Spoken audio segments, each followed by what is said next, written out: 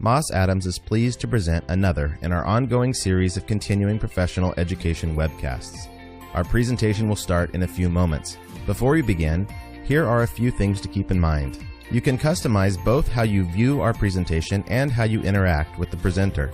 For better viewing, close all other applications and turn up your speaker volume. You can also adjust window size and placement. At the bottom of your screen, you'll see a series of icons, each relating to a different aspect of our session. For example, you can click the file folder icon to download the group attendance sheet and a PDF copy of today's slides. You can ask our presenter questions during the webcast by clicking Q&A in the bottom left-hand portion of the icon bar and typing in your question. We'll do our best to answer all questions during the presentation or follow up via email. If you experience technical difficulty during today's presentation, refresh your browser by hitting the F5 key. We'll ask polling questions throughout today's presentation. Per the National Association of State Boards of Accountancy Webcast CPE standards, CPE credit will be awarded based on your participation in these polls. To respond to a poll, click the button next to your answer. If you're attending this webcast in a group, in order to receive CPE credit, you must complete our attendance sheet, available in the file folder icon at the bottom of your screen. Please have all group members sign the sheet,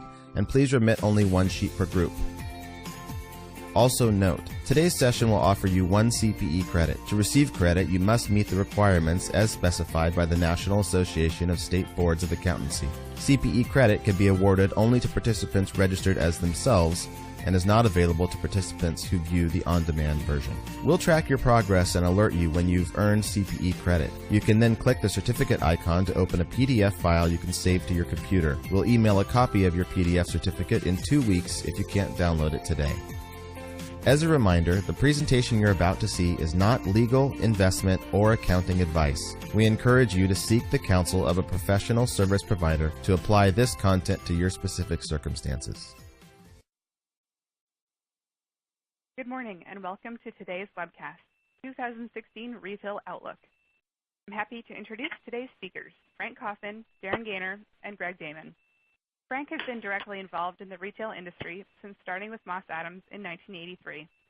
He is well-versed in multiple industry sectors, such as apparel and consumer goods, as well as in various distribution models, including traditional bricks and mortar, pure e-commerce, direct-to-consumer, and cross-channel combinations. With a focus on helping clients to grow and achieve their goals, Frank identifies impactful industry trends, develops relevant strategic plans, and assists in plan implementation.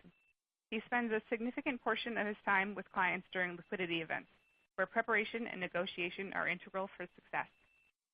Darin has practiced public accounting for over 20 years. He provides tax and related financial services to retail and consumer product clients, including closely held businesses and their owners. His responsibilities include strategic corporate and tax planning, managing tax compliance, and analysis of business operations as a whole. While Darin focuses on creative tax solutions to clients' issues, his focus on the retail and consumer products industry allows him to uniquely address business issues. Greg has provided IT consulting services since 1999. He provides a variety of IT consulting services, including strategic technology planning, business planning and process analysis, needs analysis, technology assessments, systems acquisitions, quality assurance, and internal control audits, including SSAE 16, SOC 2, FSMA, and Sarbanes-Oxley examinations. Greg also has experience providing consulting and auditing services to clients in the apparel, retail, and consumer product industry sectors. Frank, I will now turn the line over to you to get us started. Thanks, Emily. Appreciate the intros. Welcome, everybody. Each year that we do this presentation, what I find interesting is not only the growth in numbers of people, but the geographic dispersion of the call-ins. So I wanted to thank everybody for joining, including our new friends from actually Cameroon. So that's pretty awesome that we're making that kind of reach. So you see before you a number of topics, and each one we could easily spend hours on. So what we're going to do today is really go fairly quickly at a high level through each of the key factors that we think that you should be thinking about. And this deck is actually also an abbreviated version of our full retail outlook. And if you want the full version, just reach out to us. You have our contact info, and we'll be happy to provide that to you or sit down and discuss more with you. So one of the buzzwords I'm sure you're hearing is about disruption. And there's a lot of challenges going on, which to me means there's opportunities, and it's really who can capitalize on those opportunities. Some of the things that are going on, we see here that what we're referring to as the old retail model is gone. And not that bricks and mortar is gone, but that bricks and mortar by itself is a very, very difficult and challenging way to operate. So there's a lot of technology. Greg will address it later, but some of the things that are key are being able to accept payments mobilely, being an activity source if you're at a bricks and mortar store. So you hear this new term called make-tailing, which is for essentially the bricks and mortar folks to draw people into the store, to make an activity, to actually do something, whether it's customizing product in the store or just having this social environment. And Darin will show some examples of that later. Some of the game changers that we've all heard about is Uber, which is just continuing to impress from the standpoint of, we've all been in a cab for years and years, and it was sort of a standard way. They've put a new spin on it, which is much more user-friendly, much more convenient, and changed the world. Obviously, Apple is one of the more successful, higher rated, if you look at sales per square foot and how they're dealing with educating their consumer as not about the sale, but about what to help. And then here's another hot retailer that we're looking at, Warby Parker. And in this, what we're trying to call our attention to is, again, the customer side. So what is the customer doing? Well, the customer doesn't know for sure what they want. They can grab 5 pairs, take them home, try them on, and they have, through social media, a way to basically put those looks out there and get feedback from all their friends and keep the one that everybody likes. Obviously, it builds confidence in the consumer, and it's not too difficult for them to deliver. And if you looked at their growth lately, you would understand this is a winning formula. So the next big game changer, which is, everybody in the U.S. talks about Amazon, but there's a bigger beast in Alibaba that's, I think if I want to draw your attention to anything on this slide is if you look, Alipay is estimated to have more than 400 million users. So to contrast that with PayPal has grown pretty rapidly. In the last 6 years, they've gone from 85 million to 185 million users. So Alibaba is twice the size. Or another way of looking at it is if you took every person in the United States, including infants, and you multiplied that by 125%, that's how many people are using the Alipay. As we try to provide things of looking forward, because some of this takes a while to implement, think in terms of what are you doing to implement your e-commerce strategy, including how you're going to either adopt or combat Alibaba. The buzzword that we've all heard is omnichannel, and basically now that's getting combined into another word, which we refer to as distributed commerce, which means really it's not about channels, because channels imply separate. So if you think of a highway, there's separate lanes on a highway, and you deal with them individually, but there's borders in between the lanes. And so, not that I would be a fan of getting rid of lines on the highway, but as you're getting to address your consumers, you want seamlessness. You want to be able to have them wherever they are, whenever they are, to be able to access your product. So the technology needs to work that way. The marketing needs to work that way. The touching of the customer and the product needs to be delivered in multiple ways. Here's I don't know if the listeners haven't spent the roughly $150 on an Amazon Echo, you should do it for no other reason just to see what's happening with the world. And this one, what my takeaway here is that many years ago, we got these things called smartphones. And people started to have them. The technology folks had them first. Now everybody has it. And everybody is pushing to be connected with their consumer through a smartphone. And as convenient as that is, when you have an Amazon Echo in your home or your office, you just say, hey, Alexa, I want what? And whatever it is. So it makes it one step easier because you don't have to reach into your pocket or your handbag to get the phone. It's hands-free, and it's your best friend immediately to help you with anything you need. So another step forward. Of course, as we keep thinking about consumers, the personalization is now a key factor. It's always been, yes, we want to satisfy our customer, but now it's down to the individual level where they know what you buy, when you're in the store, and using the science and your personal likes to direct purchasing opportunities to you as an individual.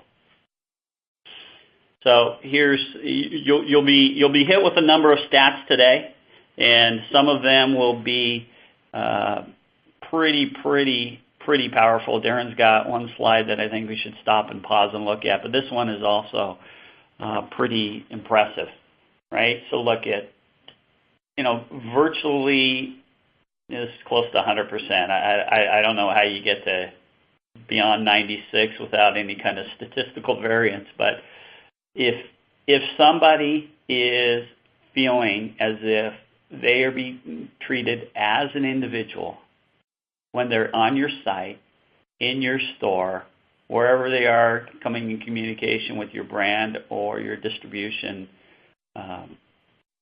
you will absolutely increase your hit rate, your average transaction size. And so what we see is that's a big deal. However, we're only at about, it's not fully implemented. So this is the opportunity for everybody on the phone to think, how are we doing this? Because there's a significant portion of the consumers that are saying whatever's being out there is not enough. Almost a third of them say, give me more. I want to feel special. Okay, so in the form of discounts, whether you're a grocery store happening to send the Tide, for example, brand discount because that's what you've bought in the past, or if it's Beacon technology that's identifying that you're in a shopping center and hitting you with the discounts on the stores, or just simply walking directions in a large mall to that store's location. So the taking the personalization a little bit further, it's all about me and entertaining me as a customer. And one of the things that we're seeing popping up more and more now are these virtual stores where there's a physical retail location and it's a showroom environment, and it happens to capture, let's say, a particular brand or a particular product line, and it runs for 30 days, and then boom, they hit their customers with, hey, come and see. And you walk into that store, the physical arrangement is different. The technologies in the displays are such that those can be moved and modified, so the feeling is different.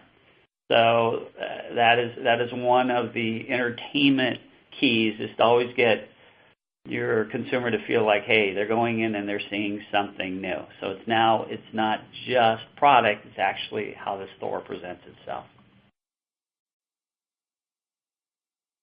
So one of the bits of you'll see with some of these stores or what they're doing is expanding just visual, right? So there are plenty of imagery, but you're going to hear about piping in cents, which is especially as you look in the demographics, the cents are even more sensitive and more drive purchase decisions on the female side than on the male side, which is very interesting because the larger population of the purchases are on the female side. So very creative things that are happening to take the customer experience to the next level.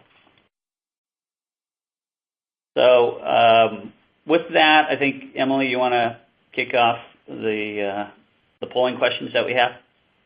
Yep, we've got our first polling question of the day, which is, which of the following concepts is most relevant to your business right now? Your options are retail disruption, distributed commerce, personalization, or I don't know. I'll give everyone a few moments to respond. To participate, please click the button next to the answer you choose and hit submit.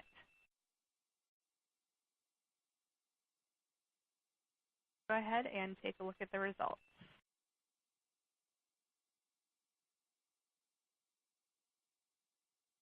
Well, the way I interpret that is that we're on point, that each of the things that we're talking about here today are really what needs to be focused on. And so, I don't know, that's 85% roughly. Interesting. Okay. Good to know. I think next up, Darin, you're going to take this section, right? Yeah, thanks, Frank. You know, I know there are some retailers on the line that may sell, their target market may be the baby boomers, maybe Gen X. But as you've noticed, the millennials are coming through in a big way, and they're actually changing the way that Gen X and baby boomers buy as well. So even if you think the millennials don't matter to you, they are the key of the future of retail. And we have some stats up here. And the thing I found interesting was, 40% of millennials will give up cash completely. And I think that that's a great thing for retailers because, as all of you know, people spend a lot more money when they pay with plastic or they pay with mobile apps than if they have to actually crank out hard-earned cash. So I look at this as an actual bright spot in consumerism going forward. One of the things that millennials expect now is instant gratification, right? They expect the same day delivery that they can get online from some retailers because they need that instant gratification, not of walking out of the store, but of, hey, I bought it, I'll get it within the day. And then their influence on branding, they're looking for companies that are socially responsible, sustainable, looking for gender equality. So I'll touch base on a little bit more on millennials here, which is a ridiculous amount use their smartphone to make a purchase, right? That years ago, a couple years ago, wasn't a big thing. And a lot of these smartphone purchases are actually happening in store. The other takeaway, I think, from this slide, there's a couple other points on it, but the thing I would concentrate on is they're spending a lot more on leisure activities. And you may sit here and think, well, I sell hard goods or I sell apparel. Well, if we can connect that somehow to these leisure or this active lifestyle, you're going to get a lot more traction within this millennial group. And then a lot of them do a lot more research and consideration, whether it be Yelp, whether it be friends. There's not a whole lot of trust in retailers, experts, but there's a lot on listening to their friends. The next slide is really the one that Frank was alluding to earlier, which is kind of the crazy stats of what's going on. And a lot of you are in the retail space, have brick and mortar stores. Foot traffic has decreased every month for the past 30. Online sales have been bumping up.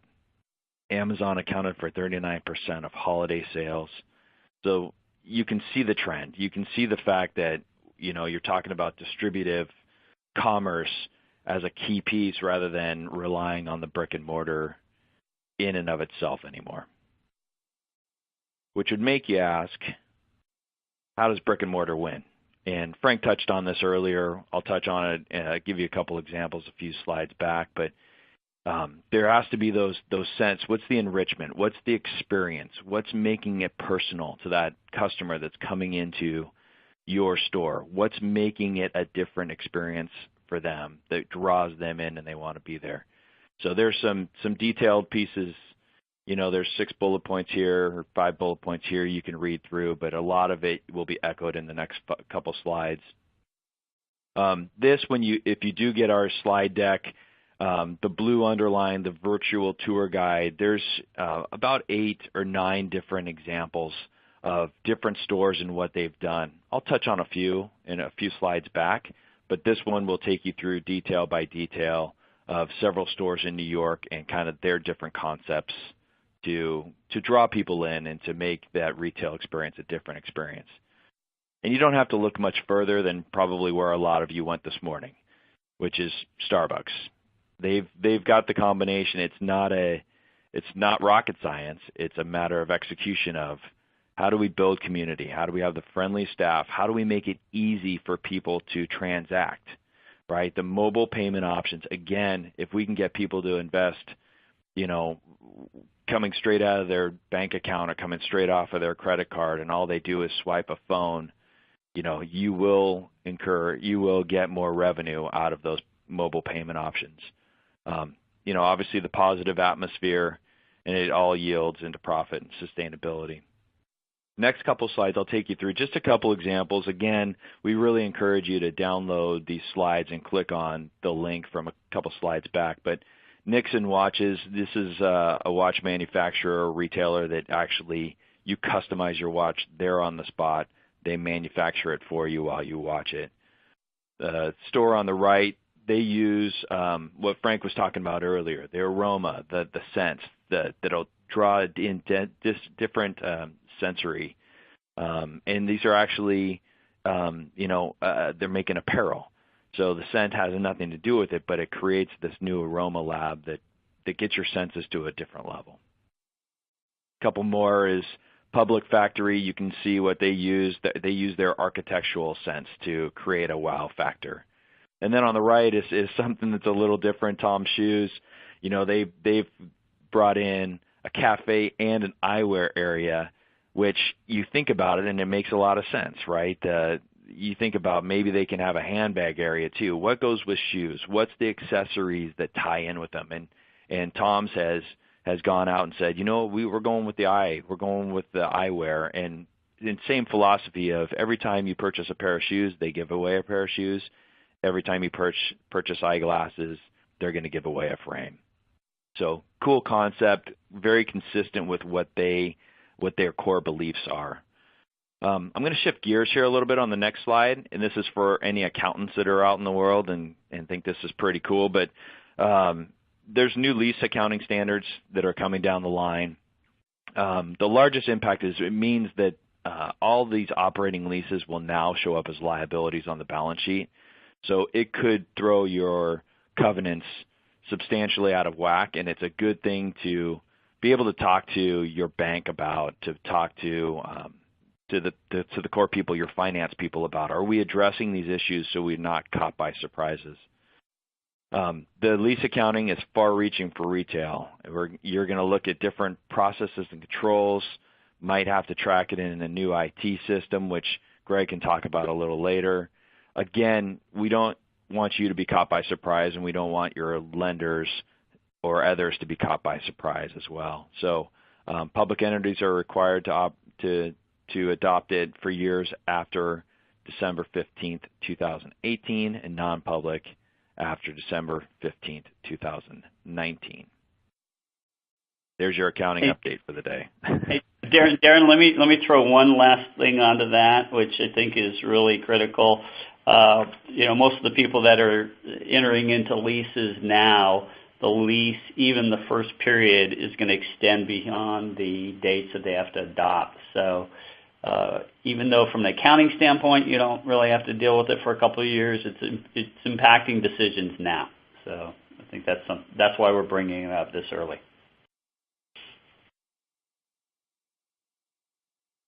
Emily, would you like to take us through the polling?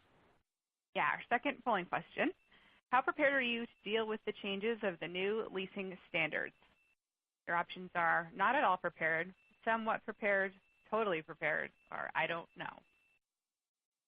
I'll give you all a moment to make a selection. As a reminder, if you would like to receive CPE credit for today's webcast, you will need to respond to at least 3 of the 4 polling questions. And let's see what we've got. Yeah, so this is not a surprise. It's good that some people, about half of you, are somewhat prepared, actually looking into it, talking about it, understanding it. For the other 40% that don't know or not at all prepared, again, something to be talking about, something to with your financing and accounting departments to make sure that these things are addressed, and the key investors, the key lenders are well aware of it too. Again, no surprises. And congratulations to the 4.3% that are totally prepared. I'm going to shift gears here a little bit, and I'm going to dart through the next couple slides. The global outlook, the main thing to take from here is, as many of you know, what works in the U.S. may not work, or probably will not work in foreign markets. How do you look at China? How do you look at India, that's going to be the second largest internet population? The stat here, 20 years to reach 100 million users. The second 100 million users occurred in 3 years, and then the third 100 million users are going to occur in less than a year. So just a rapidly increasing internet population and e-commerce opportunity. So when you talk about that, you look at what are our success factors. What's the IT look like? Greg will talk a little bit about that more in detail. There's, about 10 bullet points here. Again, when you download the slide, I take a look through it. I wanted to spend the last couple minutes that I have with you talking about the trends. What do we see occurring? And the main themes here, I'm not going to go through all the bullet points, but the main things here are there are more and more purchases via mobile in brick and mortar stores. People are on their smartphones. They're not afraid to buy anymore. The sooner we have a mobile app that we can use to load money onto and to generate the sales, the easier it's going to be. It's going to be much easier than using PayPal. It's going to be much easier than using credit card. The sooner we can get a mobile app that is identified with our brand, the sooner we're going to be able to generate the more sales. Amazon has changed the game in same-day delivery. How do you compete with that? For many of you, it may be different. For some of you, maybe one day using your brick and mortar stores as distribution centers to the internet gets you to that one-day delivery. And then the other thing that I think is, becoming a reality is virtual reality. It's right around the corner. I live up in Microsoft country. They're working on something right around the corner. Google has something already that processes it. So, how when we get into virtual reality, does that affect the retail world and the purchasing? And then the key takeaways, there's really, I think, 5 of them. Again, Frank talked about this at the very beginning. Customer is at the center. The more we can personalize and customize it towards the customer, the more loyal they will be to our brand. The second one is actionable data, and the difference, we're not talking big data, we're talking actionable data. So for a lot of years, people have been talking about big data. Well, how are we mining that? How are we figuring out what's the key data to know that'll drive our customers and ultimately the sales? The other thing to remember is any item can be purchased online. So what are we doing as an entertainment factor in our brick and mortar stores, or an entertainment factor on our websites or our mobile apps? Millennials and technology will continue to shape the future of retail, and brand loyalty and technology are all intertwined. So that distributive commerce is all connected. So at this point, I will turn it over to Greg to talk about our tech. All right, thanks, Darin. So we've spoken of a number of trends shaping the new world of retail. And as noted, as you might expect, many of these shifts have been driven by advancements in technology. In addition, retailers are learning that customers want to have the same information at their fingertips in the store that they have shopping online. And so in this next section, we'll discuss how technology facilitates these shifts, but it certainly is not a simple transformation and is not without its risks.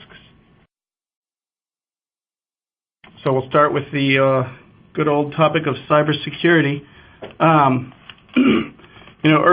Early in the presentation, we showed some statistics regarding the decrease of in-store foot traffic and sales and the increase of online shopping. We aren't the only people aware of these shifts. There are those who see this as an opportunity to tap into the increased flow of information through cyberspace and seek to grab a hold of personal and credit card data. The number of incidents has seen an increase at a rapid rate, and these can be costly, not simply from a direct financial standpoint, but also reputational, which will have a financial impact as well. However, given everything that is known about the issue, the risks, and the likelihood of being attacked, a recent survey revealed that there is a disconnect.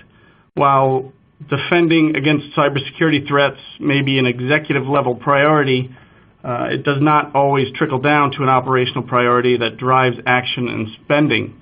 And so this slide does call attention to that disconnect.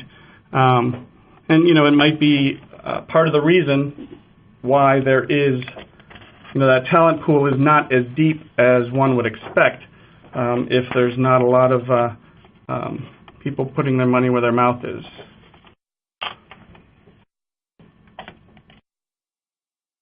More on cybersecurity and the Internet of Things.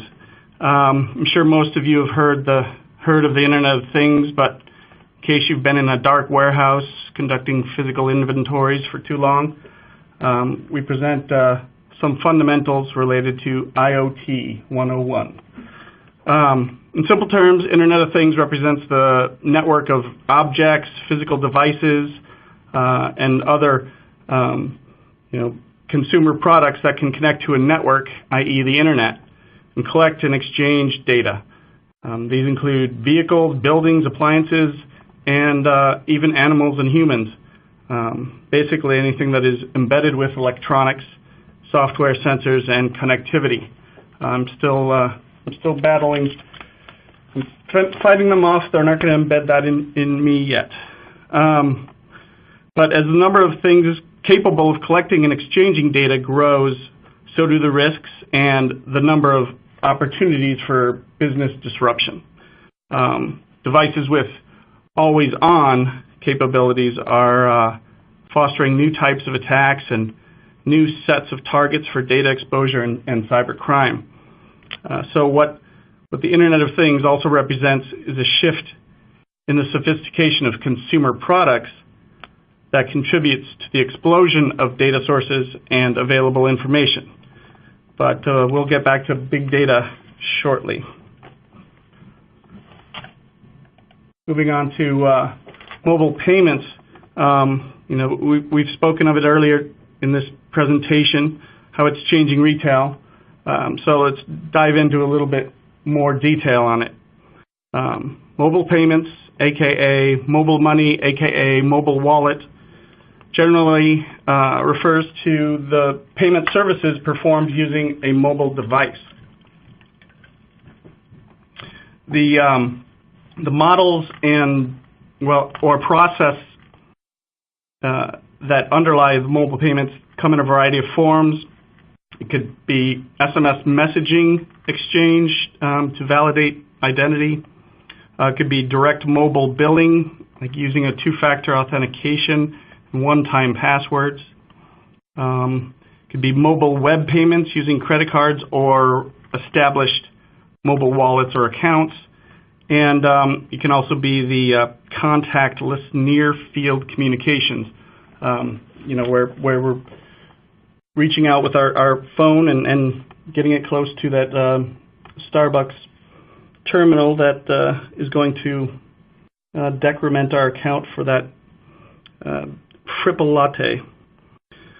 So this boils down to basically providing more options for purchasing goods and services, and most certainly, making the checkout or purchase process easier and seamless, as well as simplifying the process of even moving money to other individuals. So, when you're out to dinner with friends, you have more options to allow one person to buy and everybody else to just send money to their account.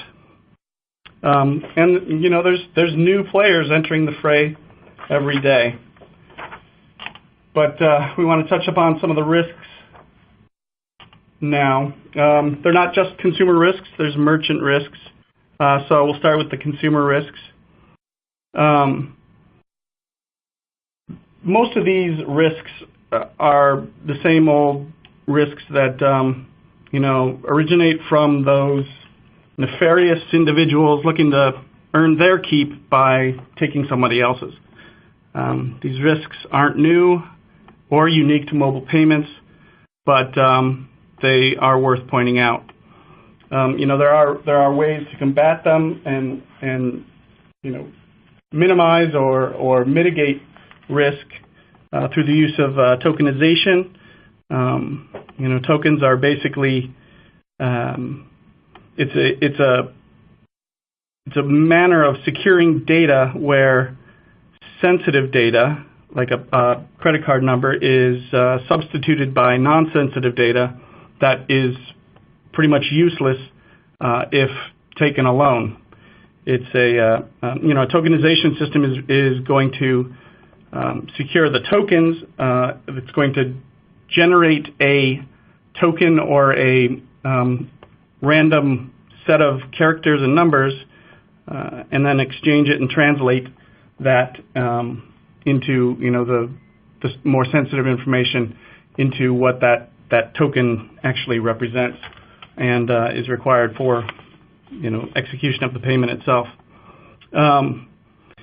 Mobile devices are oftentimes assumed to carry the same level of security as, say, our desktops or laptops.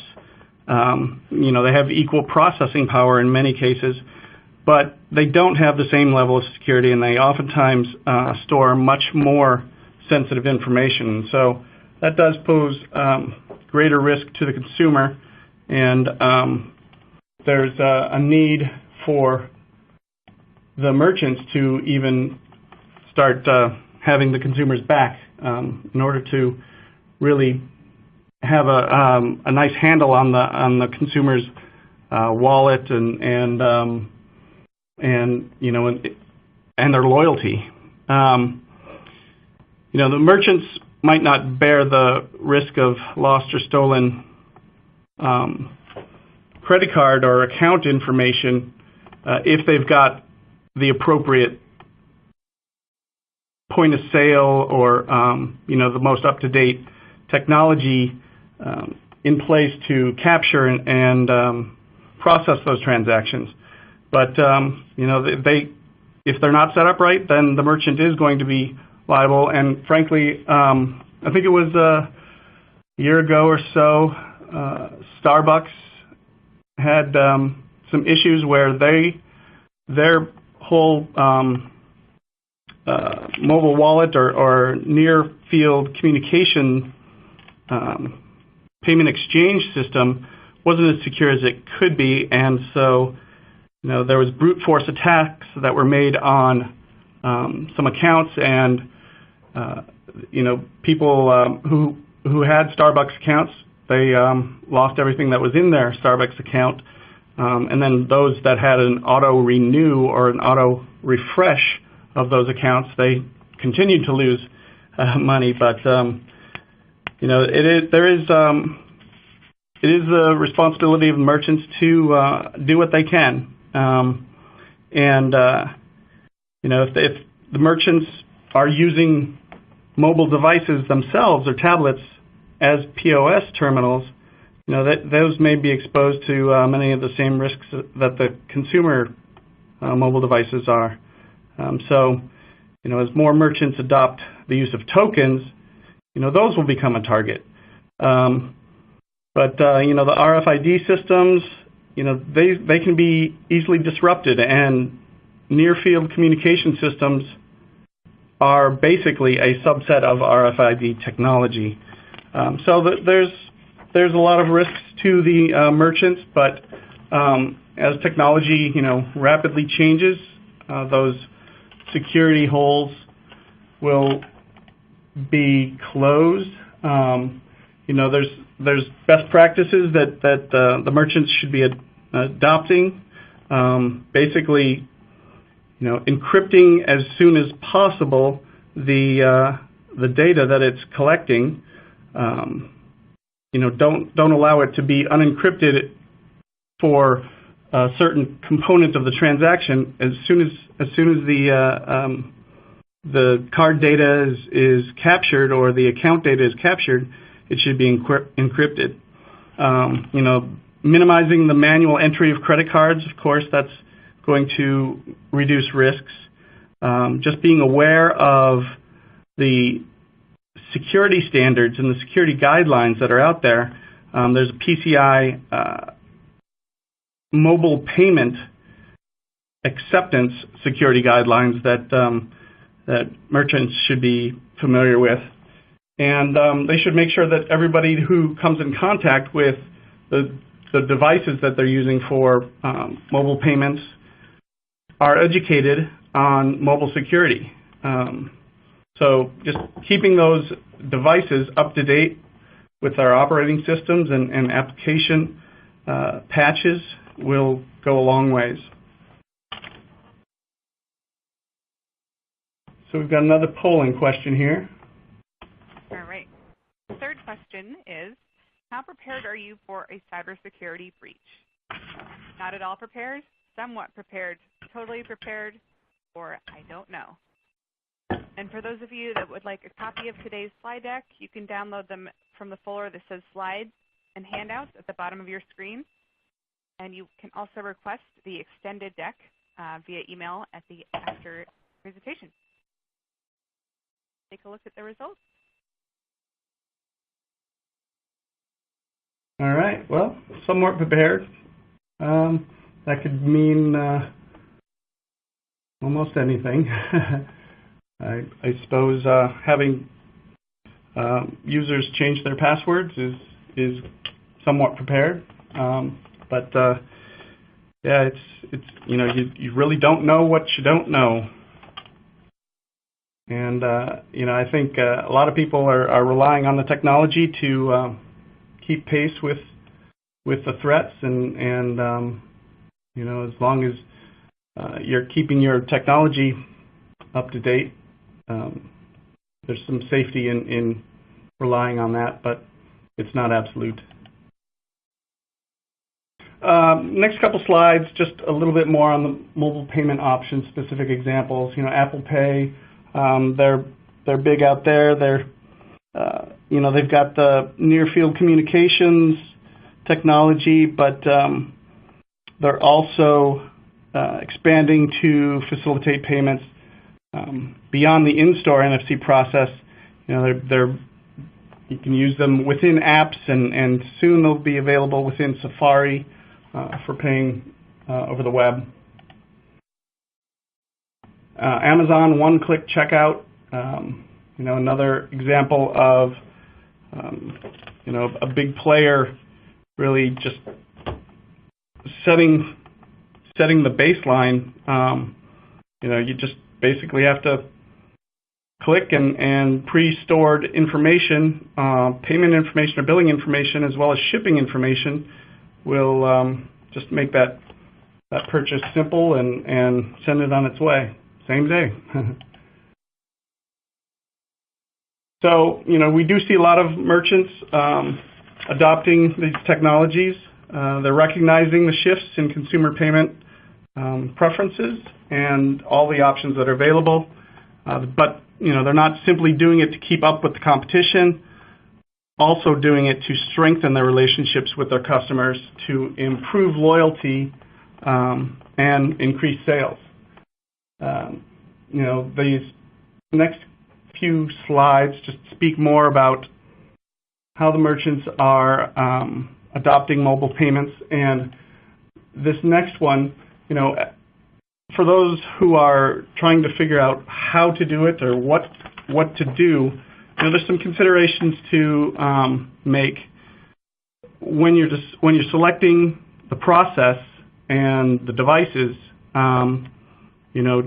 Think about the other systems, the other existing payment processes that will not necessarily go away, because not everybody's going to adopt that mobile payment option. And we need to keep in mind the integration of mobile payment transactions into our other systems and getting those transactions recorded in the GL. And not making it completely different depending on the type of payment or the type of technology used. That with the PCI EMV switchover, which is the Euro, MasterCard, Visa switchover that requires the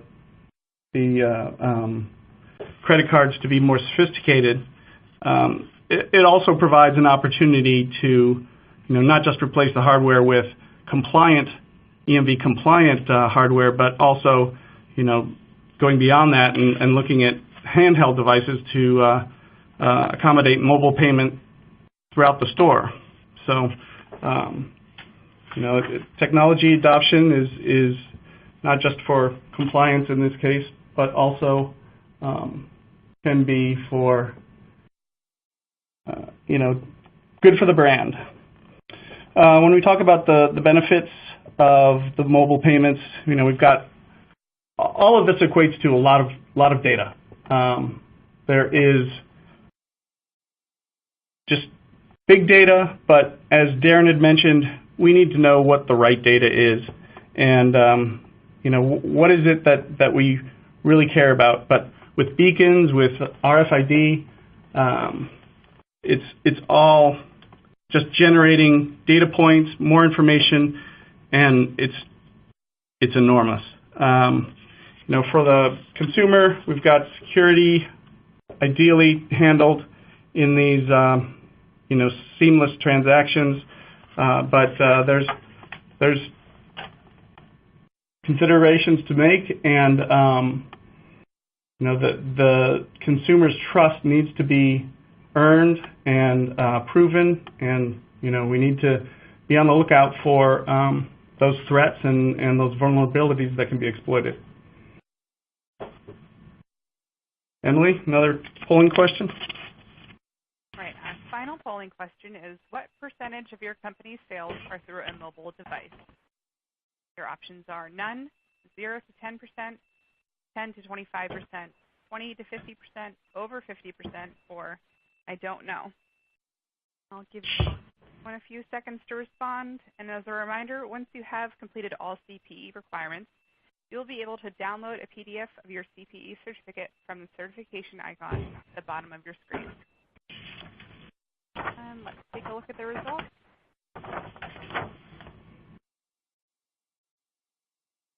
Wow. All right. Well, there's a lot of opportunity there. I think a lot of the folks online are still trying to figure out how to keep up and get ahead of their consumers' needs, but assuming also that there's not always a clear way to establish mobile payments for everybody that's on the line. Next few slides, we wanted to provide an update on the PCI EMV compliance. I'm not going to spend too much time on this, but if you choose to get the slides, you can take a look at it in more depth. We've got some statistics here that kind of reflect how much it has been adopted, what those biggest hurdles are, and just some more statistics on the U.S. versus the global credit transaction volume and the percentage of fraud that is embedded within those transactions. I think what is going to be interesting here is, what does the EMV compliance really mean from a liability standpoint? Who is responsible for fraudulent transactions if they have adopted the EMV compliance and implemented the appropriate hardware and software.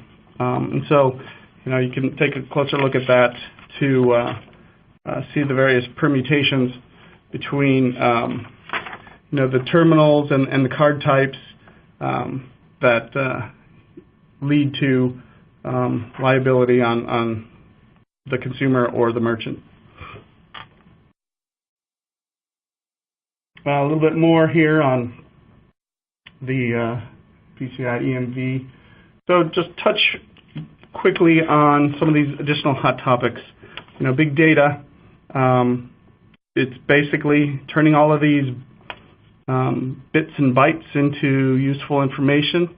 This data is coming in a lot of different formats and from a lot of different sources.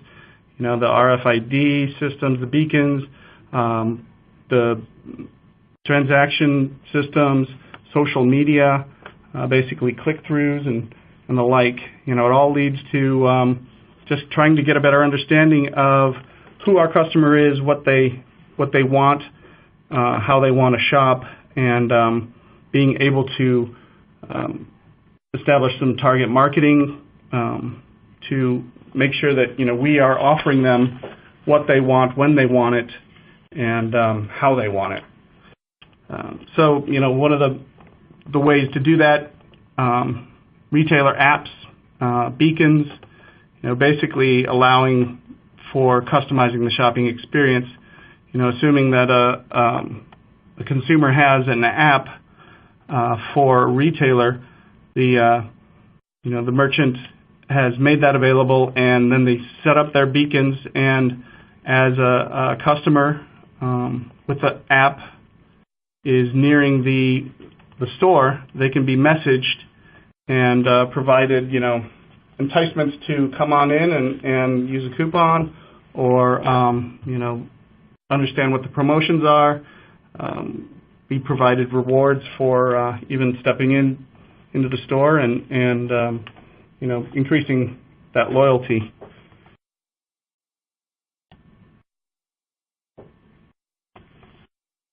So I think one of the last slides here we wanted to cover, fundamentally consumers are, they're more inclined to use technology in the store rather than interacting with sales associates. But some of this technology does, given to the sales associates, given the right information about the customers, they can become, more of a stylist and less of a salesperson. Just understand who the customer is and what they want, what they desire, and quickly run through some examples of technology in action out there. With Lord & Taylor, they've got some technology in their stores that allow that, using existing customer data, such as designer and what the customer usually buys. They can alert the shopper about ongoing sales once they're near that section of the store. So there's a good use of the beacon technology. When it comes to Under Armour, they've got some amazing apps out there that really, they create loyalty and awareness through their applications that are more focused on tracking fitness and health type stuff, but they're closely tying their brand to the health and fitness, and creating awareness and loyalty in that manner. And the last one here relates to Levi's Stadium. They've got technology in place that will allow users to download their apps, and as they're approaching the stadium, maybe they're in a car, the app will pull up their ticket for the parking lot. And then as they approach the stadium, it'll pull up their ticket to get into the stadium. Once they're in their seat, then it'll show them menus, allow them to order food and drink to their seat. Also allow them to purchase a beer for somebody across the stadium. So really not just increasing the number of sales, but also reducing the amount of fraudulent tickets or parking tickets that the stadium had been experiencing. So yet another good combination of beacons and apps that are really shifting or transforming the consumer experience. And I think I consumed a lot of our Q&A time, but I think we've got some left. Emily, do you want to? Sure. Thanks, Greg. We have a few minutes here for a couple of questions. And our first question, I'm going to pass this to Darin, which is, how does community diversity play into the new retail environment? We seem to ignore the purchasing power of Latinos, Black, and Asians. We are in the cycling industry. Are we missing out, and is this sustainable? Yeah, this is Darin. Great question, Jose.